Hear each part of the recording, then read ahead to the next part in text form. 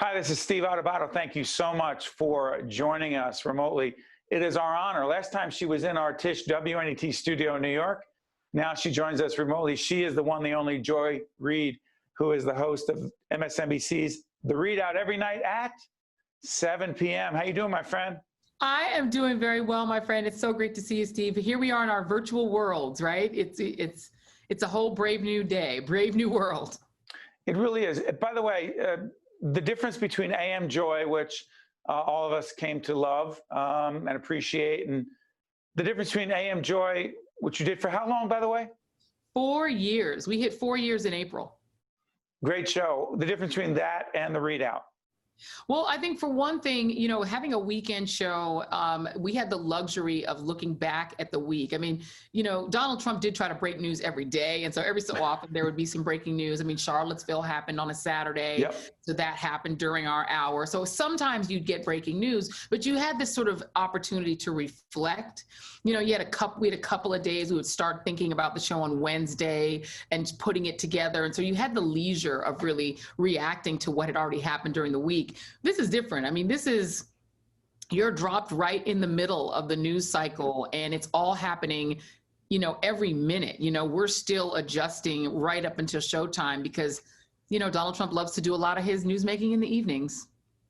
Yeah. By the way, I hope that this program can be seen both before the election and after. So let's not do horse race. Let's do not prognosticating or whatever, Let's talk about this.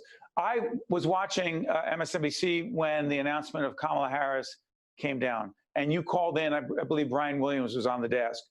Your reaction from a personal, not just a media point of view.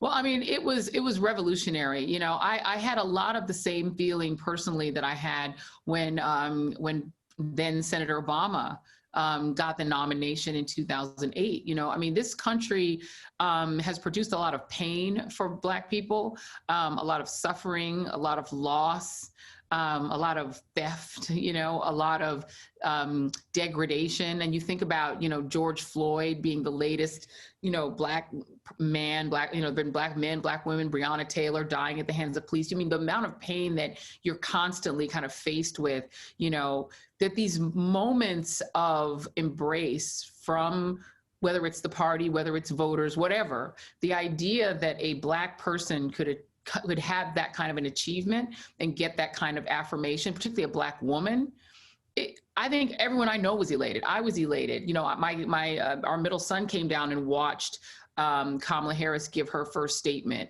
It's meaningful to me because it means that my kids and my kids' kids will never, ever doubt that a Black woman can be anything in this country. And I think that's important for every child to feel. Joy, forget about electoral politics for a second, but from a personal and somewhat professional, but largely personal point of view, what responsibility do you think you have? It's one thing to talk about Kamala Harris, and she may become the vice president. We will see what happens in that election. But you are, in fact, the only African-American woman who is anchoring a nighttime news program in prime time.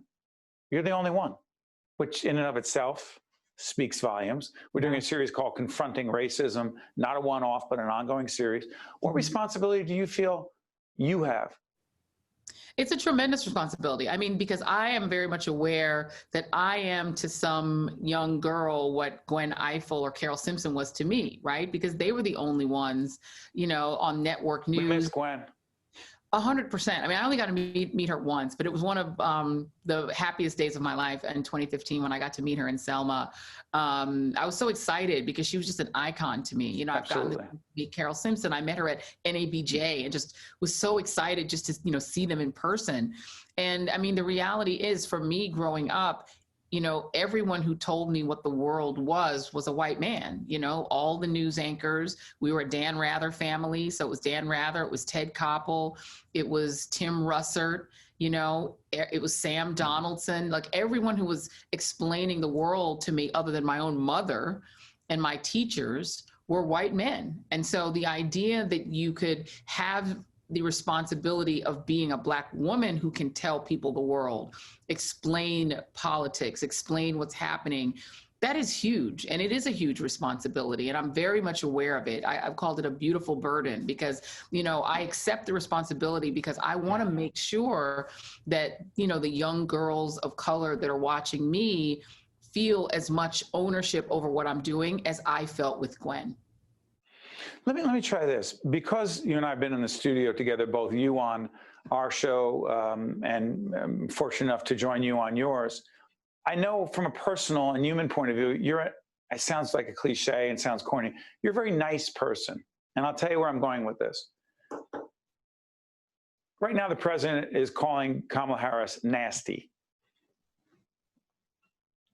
After the election, some people will still be nasty for real. That being said, I'm obsessed with the degree of nastiness, name calling, vitriolic, personal attacks, and it makes me sick. And we work hard not to be that. Do you sometimes, because you're not a name caller, because you are a nice person, long-winded question, I know, do you sometimes say, it's making me sick? It is sickening. And, you talk and write a lot about leadership, Steve. And to me, the essence of leadership is that you are the avatar for what the country ought to be, right? When you're president of the United States, look, my mom lost her job in the first budget that Ronald Reagan put out. He was all about cutting the budget. And so we were not fans of Ronald Reagan, all right, to say the least. But when the Challenger happened, Reagan could get on TV and be a leader even to me, somebody who really didn't like him, but he knew that you needed to say the words that would comfort. Like there are a lot of people who hated Bill Clinton, but when a tragedy happened, when the Murrah building went down, he could get on television and say the words that were right. There are people who, had birthright Barack Obama, right? In the most incredibly difficult circumstances. Unbelievable. But, remember in the church? Oh my God, he got come on. I mean, he was able to. Doesn't matter whether you liked him or not, or his policies. Yeah, that sermon that he gave for the Charleston Nine, where he sang a little bit Did he sing Amazing Grace? Was that time? Yeah. And that was, to me, that was saying, I'm the person who's responsible for channeling the pain and anguish. When he talked about those little kids that were killed, these little kids who were massacred in their school, and he started to tear up. Yeah, that's how we felt. So I've never seen a president, honestly, and I'll put Nixon, every one of them. They all fundamentally understood that was the job. That's part of the job. That's the ceremonial job of president. Donald Trump not only neglects that job, he rejects it. Because I don't think he thinks he's my president. I think he thinks he's his base's president. And so I'm not included. And when you're not included because you're nasty, because you're stupid, because you're low IQ, because you shouldn't even get your mail. The post office You're an enemy of the people. You're an enemy of the people, right? We're enemies of the people. So it's shocking to live in a country where that is the mode of leadership that we're being given. But yeah, I'm conscious of, it's funny, you've been on the show. Well, we got to come on my new show, but on the old show on AM Joy, I think you might have noticed. There's a family there, by the way. Yeah. We felt like family. Well, we had a little light heart to the show, I mean, we know the news is bad, but we had a little bit of fun spirit to it. Because we never want the show to feel mean. Even now tonight, while we're covering some of the worst, I mean, we're at almost 200,000 dead in America, but we try to find some place in the show to have a little bit of a light spirit, because I feel like people need nice. Why are you optimistic? Well, it's funny because I don't call myself optimistic. I call myself a joyful pessimist. Like I'm actually very pessimistic. I'm just happy. Well, my name is Joy. There's a lot of pressure to be happy. That's right. But, I'm sort of a gleeful pessimist. I tend to be actually quite pessimistic because I think human nature, unfortunately, is very tribal. And so we want to fight. We want to find a group or a team. Like even you think about how much Americans and all people all over the world love sports. Because even if it's just sports, we like to be on this team and fight that team. Right? It's sort of a human instinct, and tribalism is a human instinct. So I tend to think that if people can sort of defeat the other tribe, they're always going to try to do it. Like that's never going to end. That's why partisanship exists. So I'm pessimistic actually, but in this moment, the Kamala Harris addition to the ticket made me optimistic for two reasons. Number one, it told me something really profoundly good about Joe Biden. And, you know, just as a voter, I was not like a big Joe Biden fan. I was a huge fan of him as vice president. I thought he was the best vice president in the history of vice presidents. He was the perfect wingman. I wasn't sure he would be as good of a president as a vice president. And then there were all these stories of people having resentment about, right? That all these resentments about Kamala Harris talking, bluntly with him about race, and maybe there was resentment there.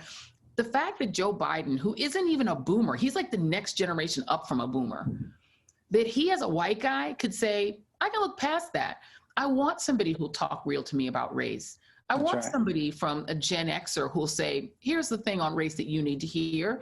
And I'm like, this is a big man. He's a man. I like that. Says a lot.